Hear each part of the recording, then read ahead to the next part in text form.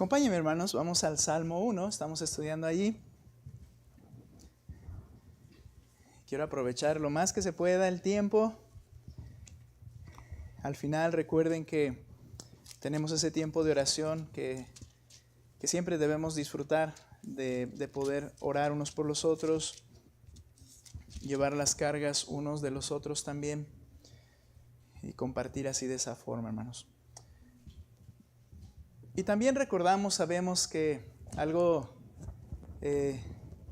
vital por lo cual estamos hoy aquí, y yo creo que es el sentir de cada uno, es acerca de poder escuchar la palabra del Señor. Quiero invitarle al Salmo capítulo 1, vamos a leerlo por favor de manera completa, todo el Salmo 1, lo haremos de manera alternada, le invito a que prepare su Biblia, que lean con fuerza, para que puedan guiar la lectura a el resto de la congregación, hermanos. Salmo capítulo 1. Quiero que recuerde que en este salmo nosotros estamos hablando de este salmo. Hemos iniciado estudiando ya capítulo 1, versículo 1. Si Dios nos permite, hoy estaremos estudiando el 2, pero quiero que leamos completo para poder tenerlo en mente. ¿Listos? Comienzo con el 1, ustedes el 2 y nos vamos así hasta el final. Cuán bienaventurado es el hombre que no anda en el consejo de los impíos, ni se detiene en el camino de los pecadores, ni se sienta en la silla de los escarnecedores. Sino que en la ley del Señor está su deleite, y en su ley medita de día y de noche. Escucha el resultado. Será como árbol plantado junto a corrientes de agua, que da su fruto a su tiempo y su hoja no se marchita. En todo lo que hace, prospera. No así los impíos, que son como paja que se lleva el viento. Por tanto, no se sostendrán los impíos en el juicio, ni los pecadores en la congregación de los justos. 6 juntos. Porque el Señor conoce el camino de los justos, pero el camino de los impíos perecerá. Este tipo de salmo, como lo mencionamos en la presentación la semana anterior, somos salmos sapienciales, ¿okay? Que nos enseñan sabiduría, que es el tema, la sabiduría. Y tomamos este salmo desde la semana anterior, como mencioné, y la intención es que podamos aprender y entender lo que dice la primera parte del verso: cuán bienaventurado es el hombre. Oh, felicidad del hombre. ¿Dónde se encuentra la verdadera plenitud y felicidad de un hombre o una mujer en este mundo? ¿Cómo puede una persona realmente ser feliz, estar plena, estar satisfecha, completa? Y es de lo que está hablando allí. Lo primero que nosotros pudimos entender la semana anterior es que según este Salmo 1, la verdadera felicidad en el hombre y la mujer es posible. Leíamos varios textos en el Nuevo Testamento donde nos dice la Escritura: regocijaos en el Señor siempre, como entristecidos pero siempre gozosos. El hecho de que debemos estar siempre gozando de esa plenitud en Cristo, o gozo, o alegría, aunque tiene sus diferencias en sí los conceptos, pero es posible. Ahora, el primer paso implica abandonar. Lo dice el verso 1, solo para recordar. Cuán bienaventurado es el hombre, primera cosa, que no anda en el consejo de los impíos. Lo primero es abandonar las modas, modelos y consejos de este mundo, el cual es lo que nos rodea permanentemente. De hecho, es el tipo de consejo que radica en nuestra mente y que requerimos quitarlo y sustituirlo por algo divino. Primero, dice abandonar los consejos y modelos. Y estos modelos y consejos provienen de Satanás mismo. Segundo, dice, ni se detiene en el camino de los pecadores. Y esto se refería, si recuerdas, a abandonar la forma de vivir, esa forma de vivir a la que nos conducen este tipo de modelos de lo que vive este mundo. El creyente no debe vivir bajo las mismas perspectivas y expectativas de este mundo. Requieres abandonar los consejos y modelos, abandonar la forma de vivir. Eso es caminar en esto, es la forma de vivir de una persona. Y en tercer lugar, abandonar la falsa identidad que los que desprecian a Dios quieren que adoptemos. Y esto es cuando dice el versículo, ni se sienta en la silla de los escarnecedores. Ya no solamente los escucha, anda de acuerdo a lo que dice, sino que ya son mis compañeros. Son con los que me siento y comparto. Y sabes, ese estado en el cual se sientan implica una condición ya de tener un liderazgo, de tener una identidad. Y la característica que los identifica es que son burladores. ¿Qué es esto? Ya no solamente practican el pecado o han caído en pecado, sino que ahora se burlan de las normas divinas y nuestro tiempo les pueden llamar retrógradas, les pueden llamar cavernícolas, les pueden llamar inadaptados y se burlan de esa manera de los principios bíblicos. Son burladores y a veces estamos ahí. Es necesario abandonar esto. Ahora, eso no lo es todo, sino que en este texto nos dice hay que abandonar eso. Este es un proceso de sustitución. No solo requieres abandonar esta clase de consejos, prácticas e identidad, sino que también se debe abrazar la verdad que solo proviene de Dios. Nota cómo dice el texto. Sino, contrario a, o por lo contrario, sino que en la ley del Señor está su deleite y en su ley medita de día y de noche. Y eso es lo que vamos a explicar en esta noche, si Dios nos permite concluirlo. Ahora, hay que abrazar la verdad que solo proviene de Dios. Y esta acción entonces conduce a esa verdadera vida bienaventurada. Oh, felicidad del hombre. Entonces, existen dos principios que el hombre y la mujer que alcanzan o experimentan la verdadera felicidad hacen. ¿Cuáles son esas dos cosas? Se deleita en la ley del Señor y dice el texto, y medita en la ley del Señor. Hay que entender algo, estos dos aspectos no son sinónimos. No quiere decir que deleitarse en la ley es lo mismo que meditar en ella de día y de noche. No es lo mismo. Son dos aspectos diferentes. Sin embargo, están tan íntimamente ligados, es decir, no puede existir uno sin el otro. No puedo yo hablar de que yo me deleito en la ley del Señor y no exista lo segundo, que yo medite en ella día y noche. No puedo decir, no, yo como medito día y noche en la palabra si no me deleito en la palabra o en la ley del Señor. Y es lo que queremos explicar cómo es que esto funciona. No es posible que exista una dicotomía entre ambos, porque sería como diseccionar una rana. ¿Has visto eso? Yo nunca tuve esa práctica en la escuela, pero si tú la tuviste, cuando partes una rana, ¿cuál de las dos partes vive? Las dos mueren al mismo tiempo. No las puedes dividir. Entonces, aunque no es lo mismo, no pueden estar separadas. No pueden vivir una sin la otra. No puede haber una deleite en la Escritura y no meditar en ello en el día. Entonces, si una te está faltando es porque la otra tampoco existe.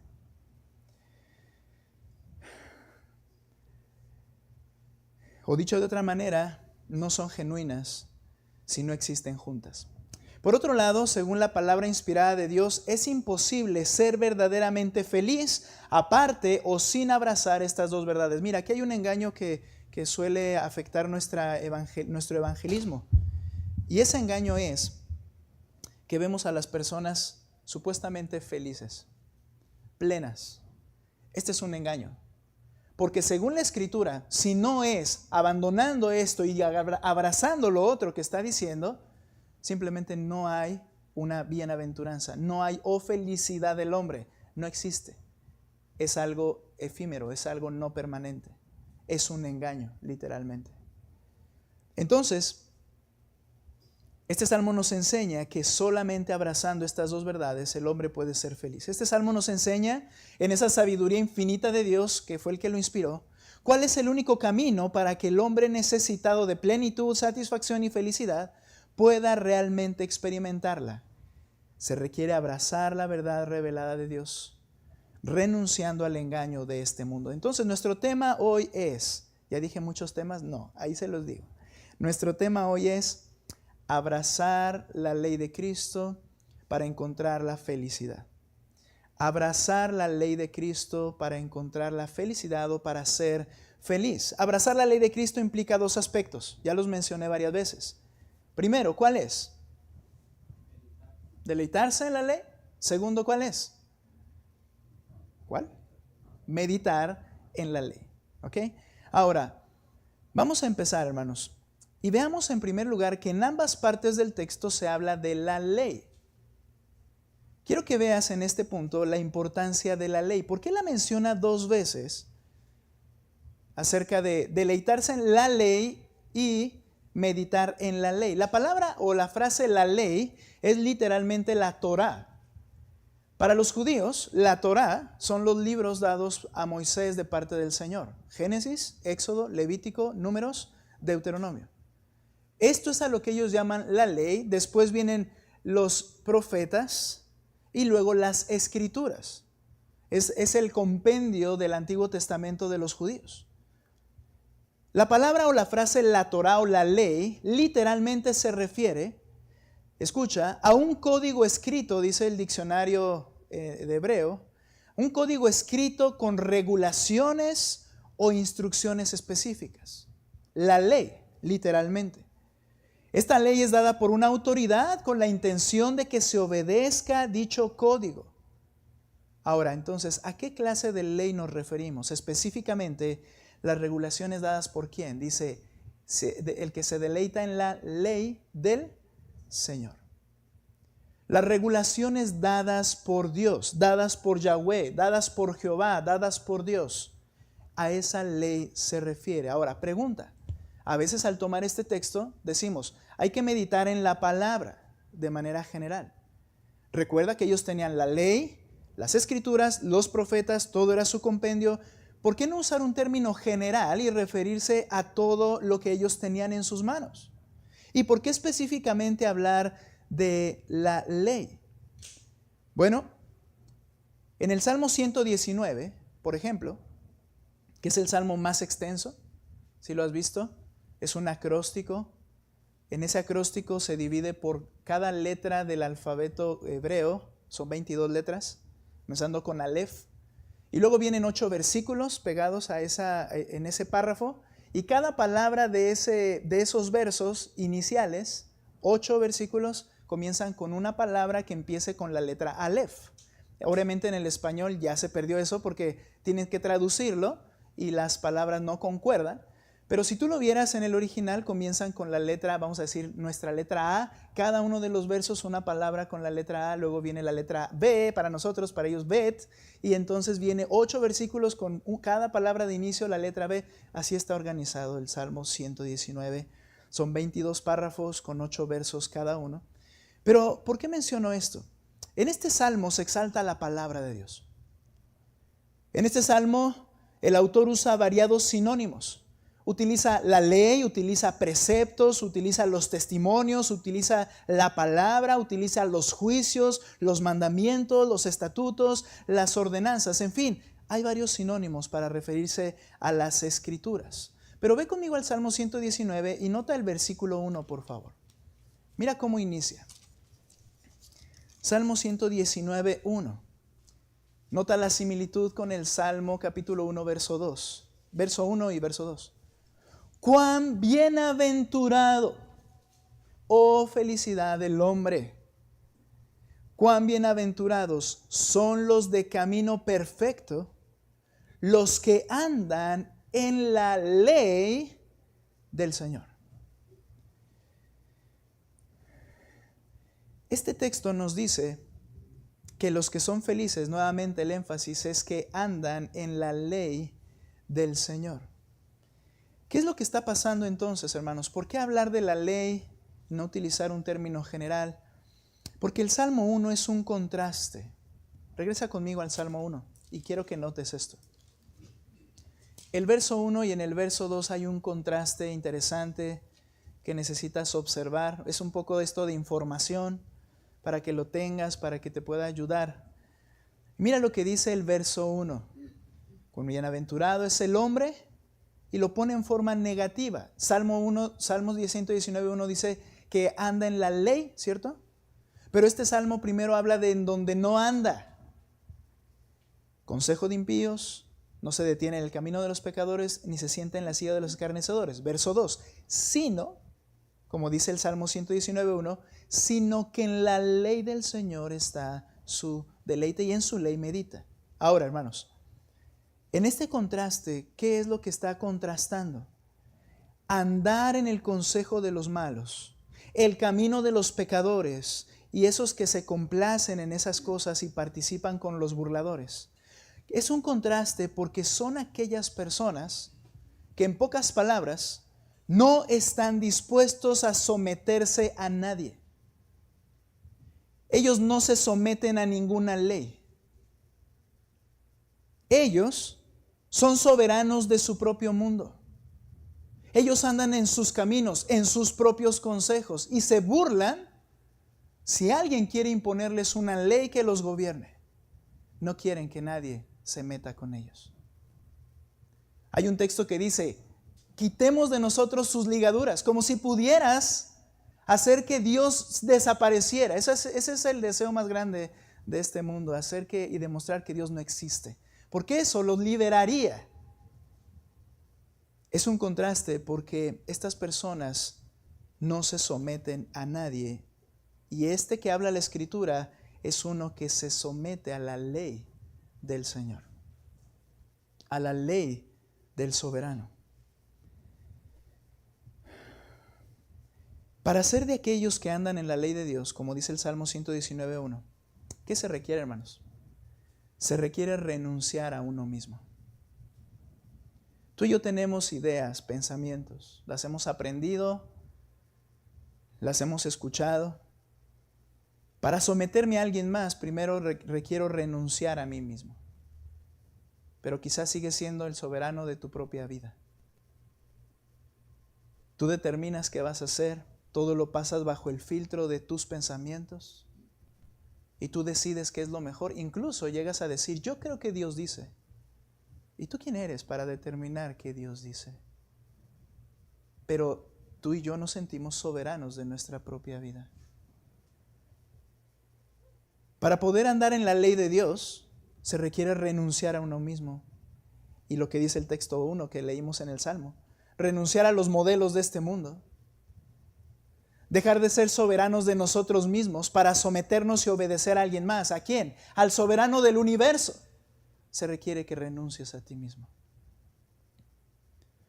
Por lo tanto, los que experimentan la verdadera felicidad son aquellos que han abandonado constante y permanentemente, lo siguen haciendo, la ley de sus propias mentes y están dispuestos a someterse a la ley de Dios. Es por eso que utiliza ese término, la ley, porque son normas.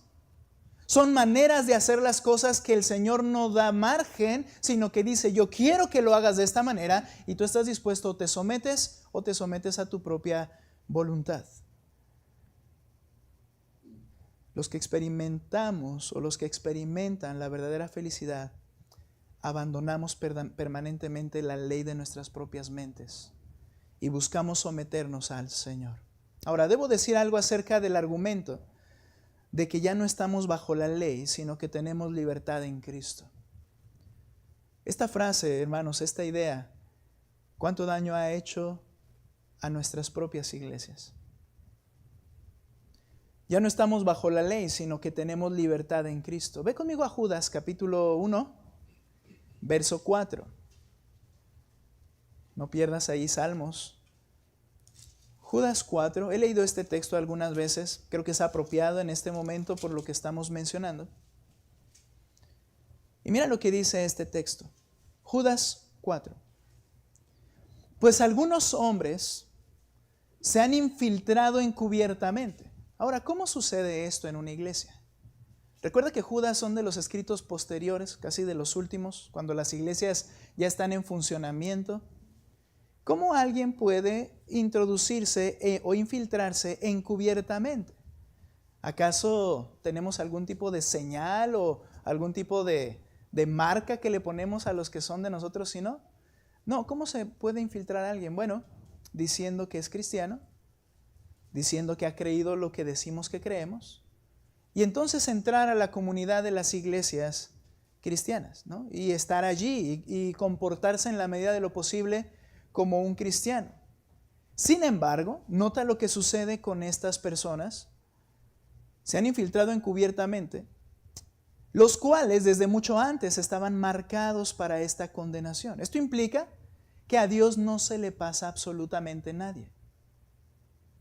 Todos los que tendrán parte de esta iglesia y de cada una de las iglesias del Señor, que intentan predicar fielmente las Escrituras o practicar las Escrituras, aún así el Señor, sabiendo, permite que muchas veces entren personas que realmente solo es una cubierta. Ahora, ¿qué más dice? Dios los conoce, desde antes estaban marcados para hacer esto. Pero luego mira lo que dice, impíos. ¿Qué es esto? Pecadores. Habla de su forma de vida, que convierten la gracia, el favor del Señor para perdonarnos, transformarnos, libertarnos. Dice, convierten la gracia de nuestro Dios en libertinaje. Esto es completamente lo opuesto a vivir bajo una ley, ¿no es cierto? Libertinaje es vivir sin ley. De hecho, el término libertinaje aquí en este texto significa licencioso. ¿Te suena eso? ¿Qué quiere decir? Que se dan permisos. Que se dan permisos. Que no ponen límites.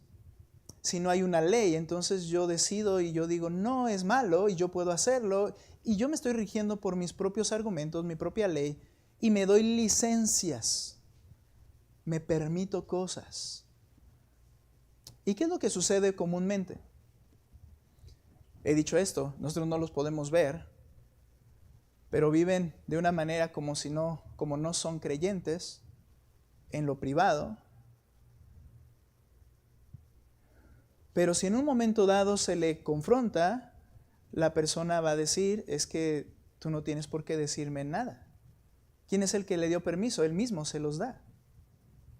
Y luego dice, bueno, esta parte del libertinaje, algo más que quería mencionar, es que es licencioso, desenfreno, no hay nada que te frene, no hay límites, pero particularmente en cuanto a la sensualidad y lascivia. Hermanos, el ídolo más grande de nuestro mundo es el pecado relacionado con los aspectos sexuales. Ese es el problema más grande, el ídolo más grande. Y una característica de este tipo de personas o de falsos maestros, aunque no lo veas tú y yo físicamente o visiblemente, detrás hay pecados sexuales. Cuando ves Pedro y lees la carta de Pedro, dice, estos son adúlteros, no se sacian de pecar, tienen los ojos llenos de adulterio. Y tú puedes decir, ¿pero cómo?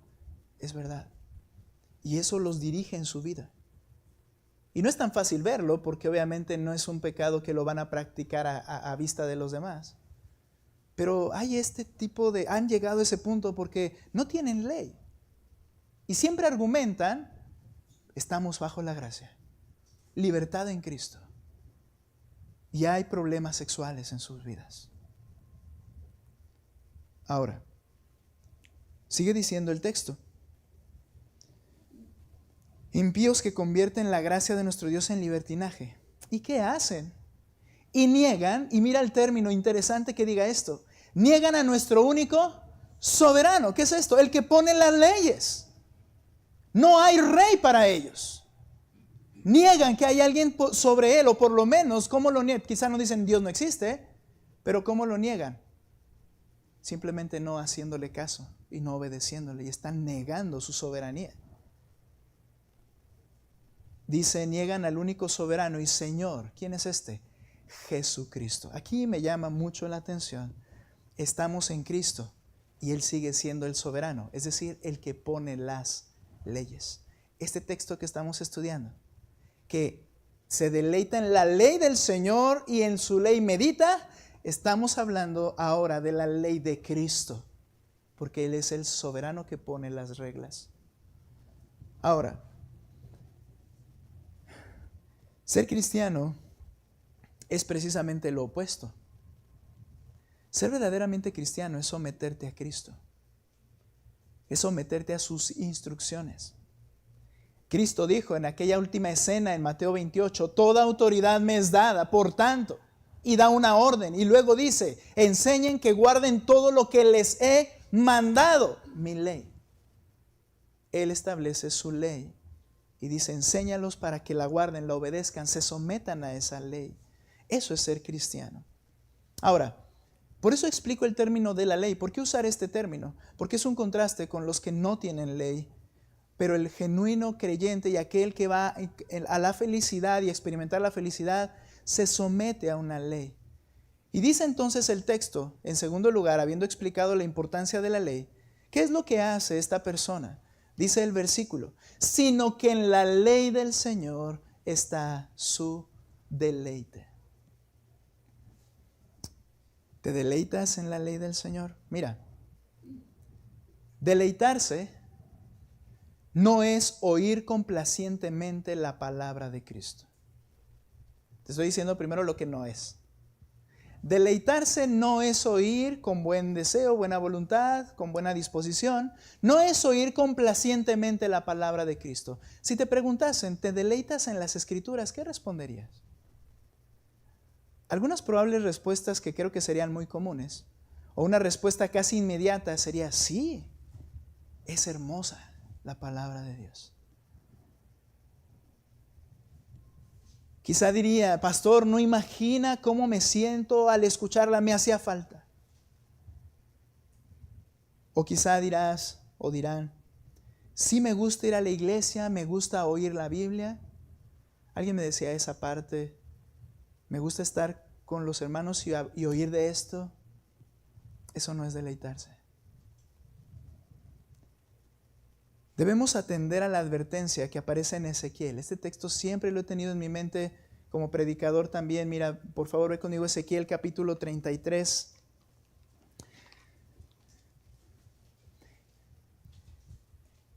Ezequiel es un profeta entre los deportados. Es decir, el Señor ya permitió que los de Babilonia llegasen y se llevasen a los de Judá. Ya están llevándose los cautivos. Y Ezequiel es un profeta enviado por Dios a esos que ya fueron cautivos en los primeros 5 años.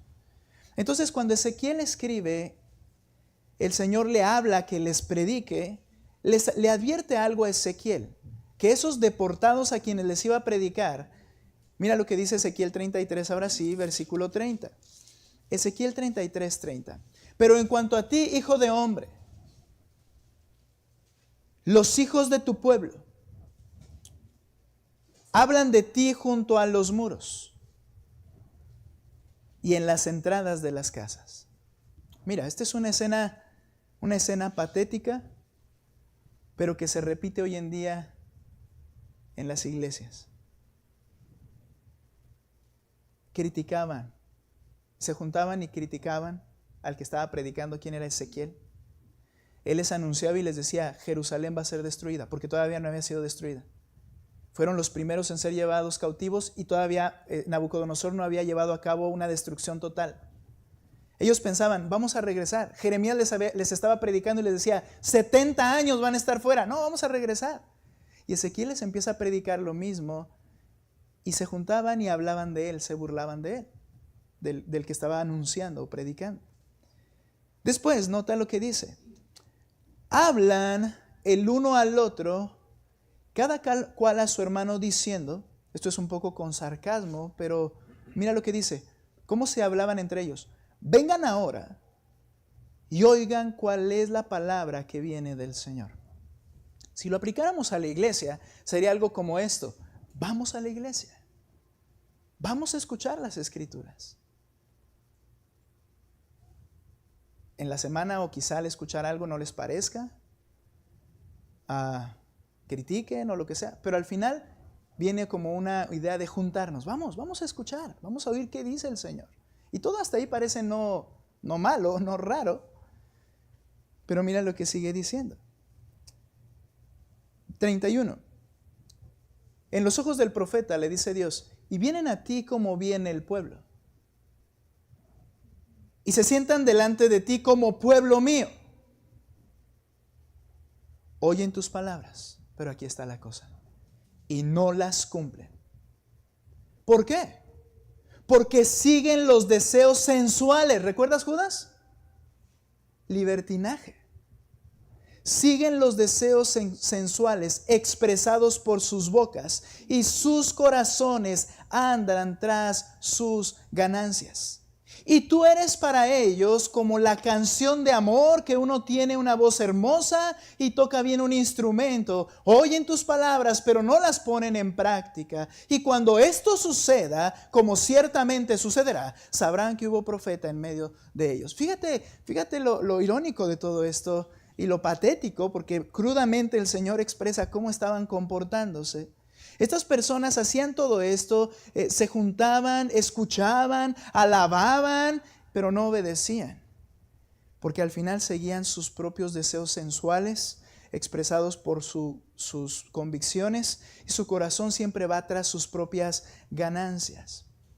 Como dije, era un profeta contemporáneo a Jeremías, y menciono eso porque al rato lo vamos a tocar nuevamente. Pero mira, cuando predicas, o cuando yo predico, en mi caso, cuando alguien me dice, qué palabras tan bonitas, es como que, híjole. Pero cuando alguien dice, el Señor me habló y sé lo que ahora tengo que hacer, es que dices, oh, sí escuchó. Porque alabar y decir, oh, qué hermoso es, y no sentirte retado por el Señor a hacer algo, hay algún problema en tu percepción bíblica. Hay algún problema en tu manera de recibir al soberano en lo que te está hablando. Y no me refiero a mí, sino al que está hablando a través de la Escritura, porque Él es el Rey, amoroso, paciente, misericordioso, bondadoso, pero no deja de ser el soberano. Y al oírlo, algo debes de decir, esto tengo que cambiar. Pero si te dicen, como dice aquí, que eres cantor de amores, que cantas bien y que se oye hermoso lo que les enseñaste, no es un buen indicio. Entonces, ¿qué es deleitarse? Si deleitarse no es, wow, qué hermoso, me gusta oír la Biblia. La palabra deleitarse es la palabra jepetz o yepetz. Este término implica por lo menos dos aspectos importantes que nos van a ayudar a entender lo que significa deleítate o se deleita en la ley del Señor. En primer lugar, algo que es agradable, ¿ok? Algo que te trae un placer. Escuchar la Escritura, escuchar la ley del Señor es un placer para mí. Es algo deseable. La persona se complace en ello. Estas palabras se utilizan en el Antiguo Testamento cuando se traduce esta palabra jepetz. Pero no solo implica algo agradable, que es lo primero, sino en segundo lugar, anhelo. ¿Qué quiere decir esto? Implica la voluntad de la persona en forma de deseo. ¿Qué quiere decir entonces uniendo estas dos ideas? Deleitarse es desear voluntariamente algo y complacerte en ello. En lugar de desear el consejo de los impíos, esta persona desea que esa ley pueda ser cumplida en su vida. Quiere que esa ley se imponga en su vida y se deleita al escucharla. Hay un deseo, hay un anhelo. De hecho, se traduce varias veces en el Antiguo Testamento con esta palabra, quiero. Entonces no habla nada más de me gusta, sino habla de que eso en mi vida es mi voluntad. Quiero eso en mi vida. Para comprender este concepto, podemos ver dos pasajes de la vida de Israel. Ve conmigo a Jeremías capítulo 17. Ahora, ¿recuerdas que te dije que Ezequiel era contemporáneo de Jeremías? Por lo menos en los últimos años de Jeremías, Ezequiel es cuando aparece allí. Ahora, si los eruditos observan que el Salmo 1 se escribió pensando en estos versículos que vamos a leer de Jeremías. Mira, por favor, Jeremías 17:5. Sígueme con tu vista y voy a leer del 5 al 10. Así dice el Señor: maldito el hombre que en el hombre confía. ¿Recuerdas qué hace, qué no debe hacer no escuchar el consejo de los hombres, seguir lo que ellos dicen. Maldito el hombre que en el hombre confía y hace de la carne su fortaleza, y del Señor se aparta su corazón. Será como arbusto en lugar desolado, y no verá cuando venga el bien. Habitará en pedregales en el desierto, una tierra salada y sin habitantes. Pero mira el 7. Bendito es el hombre que confía en el Señor, cuya confianza es el Señor. Escucha esto. Será como árbol plantado junto al agua. ¿Recuerdas qué dice el Salmo 1? Que extiende sus raíces junto a la corriente. No temerá cuando venga el calor, y sus hojas estarán verdes. En año de sequía no se angustiará, ni cesará de dar fruto. Más engañoso que todo es el corazón y sin remedio. ¿Quién lo comprenderá? Yo, el Señor, escudriño el corazón, pruebo los pensamientos para dar a cada uno según sus caminos, según el fruto de sus obras. Mira, Jeremías está predicando solo un poco de tiempo antes que estos hombres de Judá sean llevados deportados. Les está anunciando que van a ser llevados deportados. Y les está diciendo que la razón es porque no están confiando, sino que están abandonando al Señor. Que están andando en sus corazones engañosos, pero que Dios los conoce perfectamente y le dará el pago a cada uno. Y se los está diciendo constantemente, y también les dice: pero si confías en el Señor, serás como ese que está plantado junto a aguas, como ese árbol. Ahora, ¿qué podemos entender? Que cuando se escribe el Salmo 1, se está pensando en lo que Jeremías está diciendo en este punto. Tienes que deleitarte en la ley del Señor, pero el pueblo no le interesaba la ley del Señor. Vivían bajo su propia ley. Y por eso iban a ser llevados cautivos. Por eso iban a sufrir las consecuencias de su pecado. Se apartaron del Señor. No deseaban implementar la ley de Dios. No se complacían en obedecerle. Ahora, los expertos también, como mencioné en alguna ocasión al principio, mencionan que los salmos fueron organizados ya como los tenemos ahora por libros y todo el número después del exilio. Después de haber ido 70 años, como Jeremías lo dijo, al regresar se hizo el compendio completo. Entonces, si esto es así, es ahí cuando el Salmo 1 y 2 son escogidos para hacer la introducción del libro de los Salmos. ¿Qué sucedió, hermanos? ¿Por qué ahora dice el Salmo 1? Necesitas deleitarte en la ley del Señor. Porque después del exilio, el corazón de ese pueblo había sido cambiado a través del sufrimiento.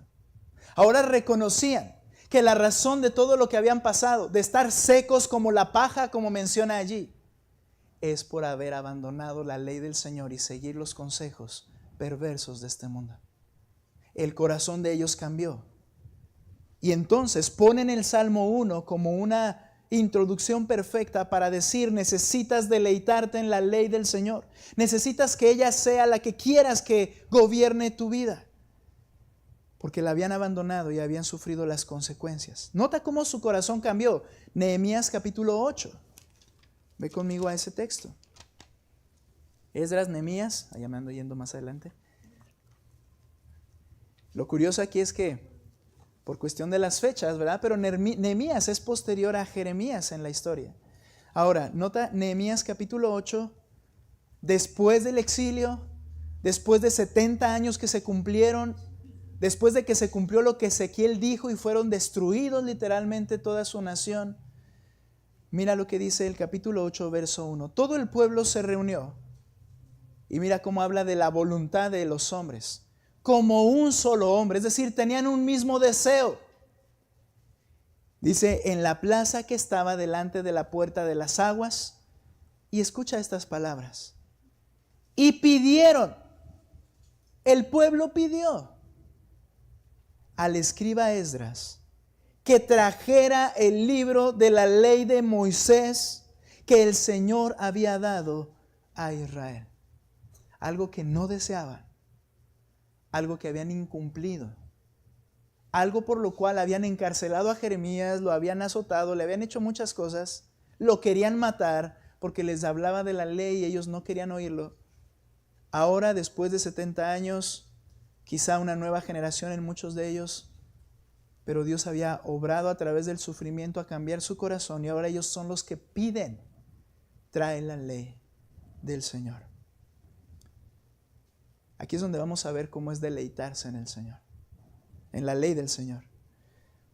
Entonces el sacerdote Esdras trajo la ley delante de la asamblea de hombres y mujeres y de todos los que podían entender lo que oían. Era el primer día del mes séptimo. Y leyó en el libro frente a la plaza que estaba delante de la puerta de las aguas desde el amanecer hasta el mediodía. Desde el amanecer, vamos a imaginar 6 de la mañana. ¿Cuántas horas estuvieron escuchando la ley? Hombres, mujeres y los que podían entender, niños como Santi. ¿Cuánto tiempo? 6 horas. Pero nota esto. En presencia de hombres y mujeres y de los que podían entender, y los oídos de todo el pueblo, de principio a fin, estaban atentos al libro de la ley. Deleitarse en la ley del Señor implica un placer de escucharla. No estaban, híjole, ya, ¿cuántas horas van? 6. Híjole, ya van 3, ya van 4. Es por eso que yo menciono que cuando no hay un deseo por las Escrituras es un problema del corazón. Es un problema en el corazón. Estaban atentos. Y mira lo que dice ahora, ve conmigo al verso 5. Tú puedes leer después todo el capítulo. Esdras abrió el libro a la vista de todo el pueblo, pues él estaba en un lugar más alto, algo similar como aquí, ¿verdad? Un púlpito. Estaba en un lugar más alto que todo el pueblo. Y cuando lo abrió, todo el pueblo se puso en pie. Esto nos enseña cómo ellos hacen una reverencia por la ley que iban a escuchar. Verso 6. Entonces Esdras bendijo al Señor, el gran Dios, y cuando él bendijo al Señor, ¿qué sucedió en los que estaban allí? Y todo el pueblo respondió, así sea, Dios es bendito. Amén, amén. Mientras alzaban las manos. Ese acto de alzar las manos fue un acto de exaltación, de decir, así sea, amén. Si un día tú llegas a levantar tus manos por alguna razón, entiende cuál es la razón. Solamente cuando lo que oyes quieres exaltar a Cristo, es lo que ellos hicieron. Ahora, mientras alzaban las manos, después se postraron y adoraron al Señor rostro a tierra. Hubo reverencia, hubo exaltación. Muchas gracias, Aarón. Hubo una humilde adoración postrados en tierra. Ahora ve conmigo al verso 8. Y leyeron en el libro de la ley de Dios, interpretándole y dándolo el sentido correcto, es la idea, para que entendieran la lectura. Entonces Nehemías, que era el gobernador, y Esdras, el sacerdote, el Nehemías de este libro y Esdras, el del libro que está también enseguida, dice, y los levitas que enseñaban al pueblo dijeron a todo el pueblo, este día es santo para el Señor su Dios, no se entristezcan ni lloren, porque todo el pueblo lloraba al oír las palabras de la ley. Al estar oyendo con placer las Escrituras, también ellos estaban viendo la razón del por qué 70 años habían estado en cautiverio. ¿Cuál fue? Que habían abandonado y quebrantado esa ley hermosa del soberano Señor y lloraban por ello. Este es un ejemplo de deleitarse en las Escrituras o en la ley del Señor específicamente. ¿Qué produjo esto en ellos? ¿Qué fue lo que produjo en sus determinaciones? Nota por favor lo que dice el capítulo 9, versículo 2. Ahora les voy a pedir que me ayuden a leer para descansar un minuto la garganta, pero fuerte, hermanos. ¿Qué dice? 9:2 de Nehemías, fuerte.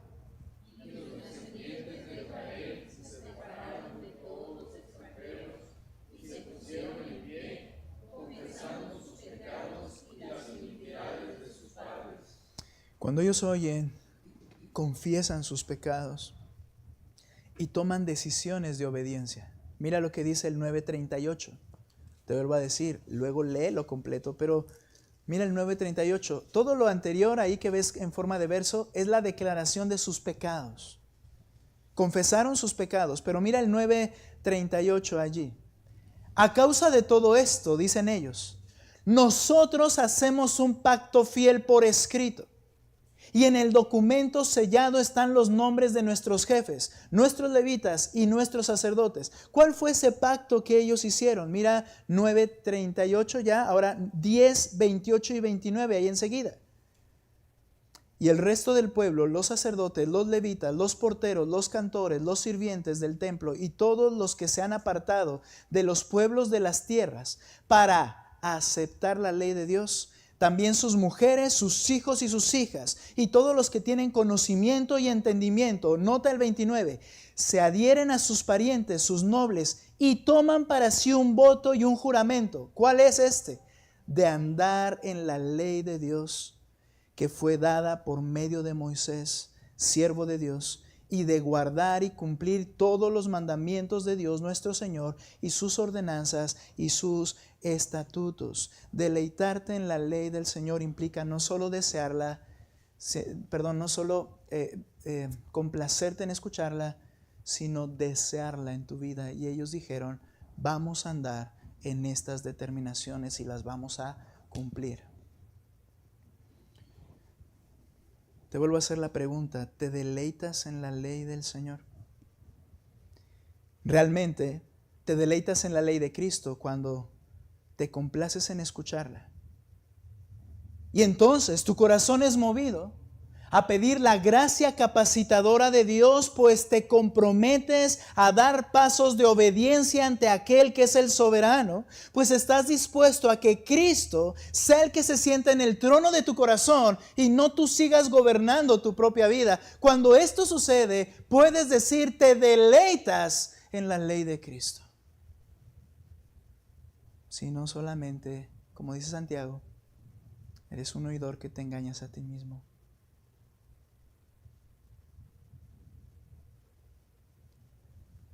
Él dijo, Santiago, al escribir Nuevo Testamento, sean hacedores de la palabra y no solamente oidores que se engañan a sí mismos.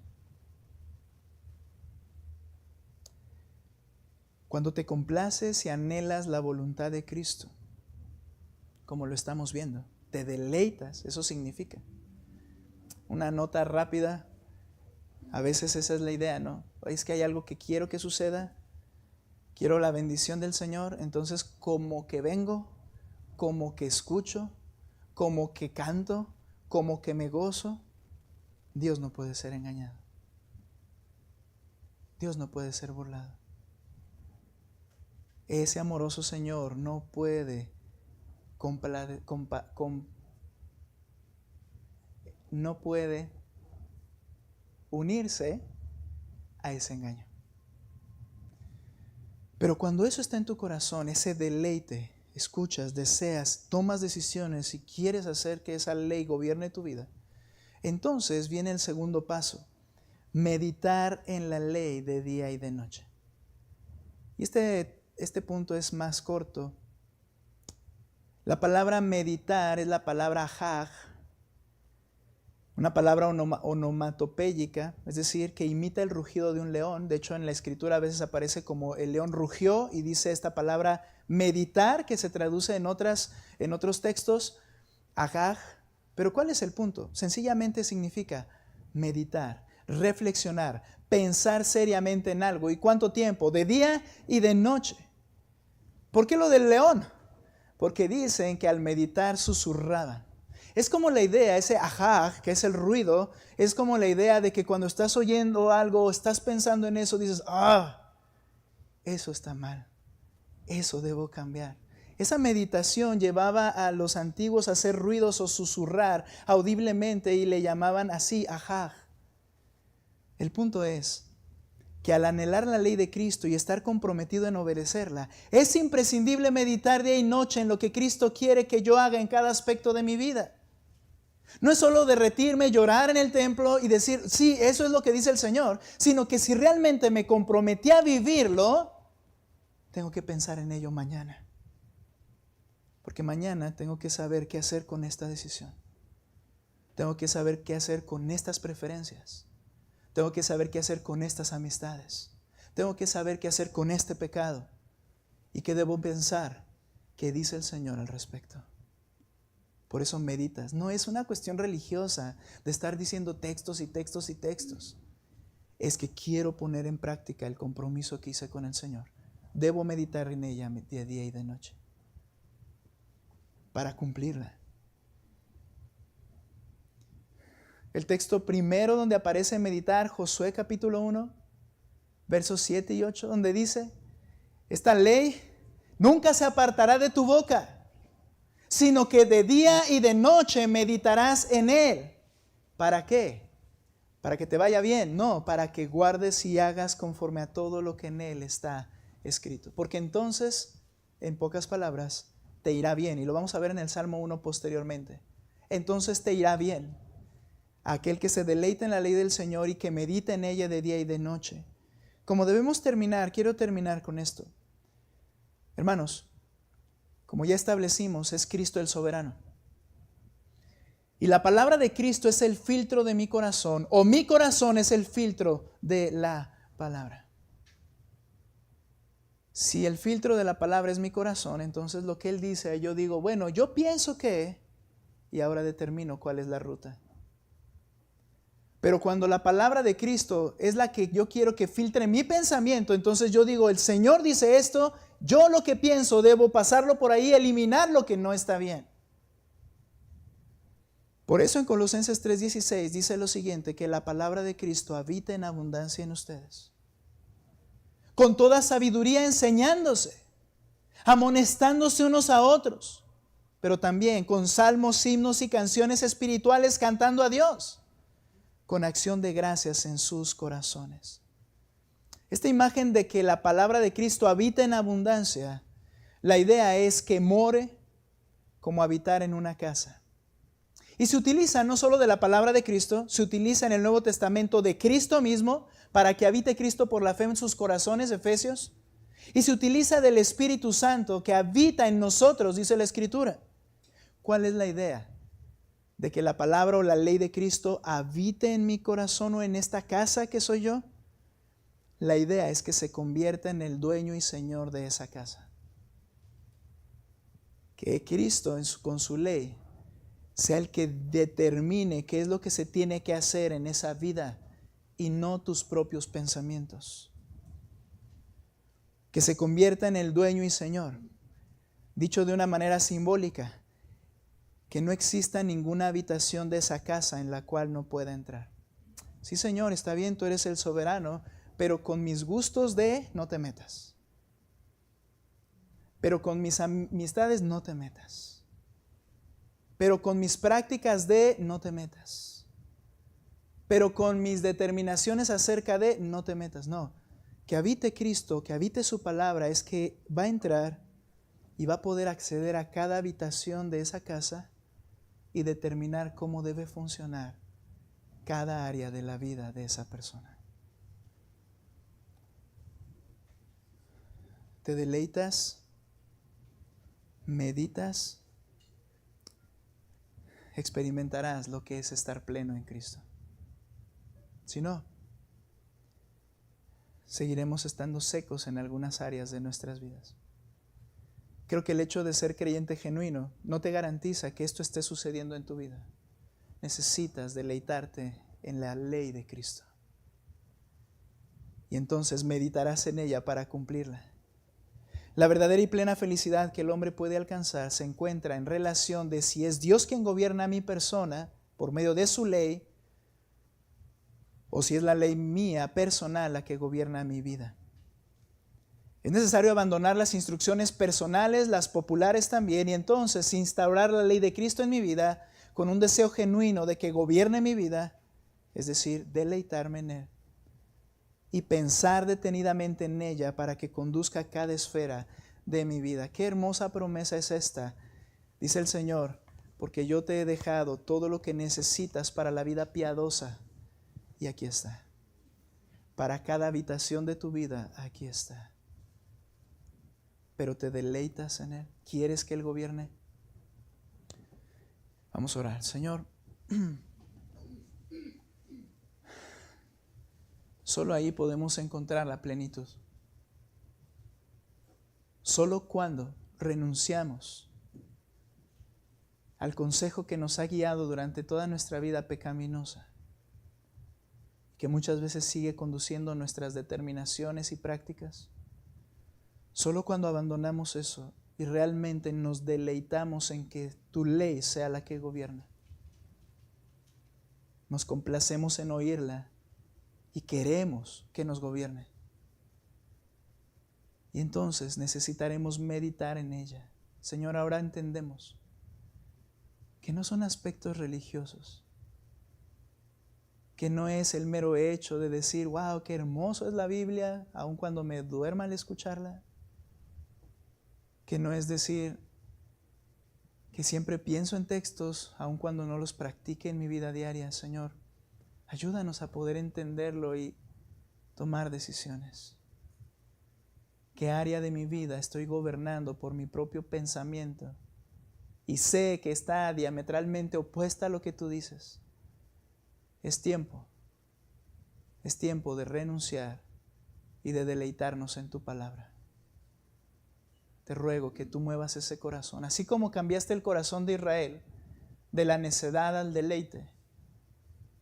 Yo creo que es necesaria tu gracia para que nuestros corazones se deleiten en tu verdad. Obra en nosotros, obra en esta iglesia. Gracias, mi Señor, en el nombre de Cristo Jesús. Amén.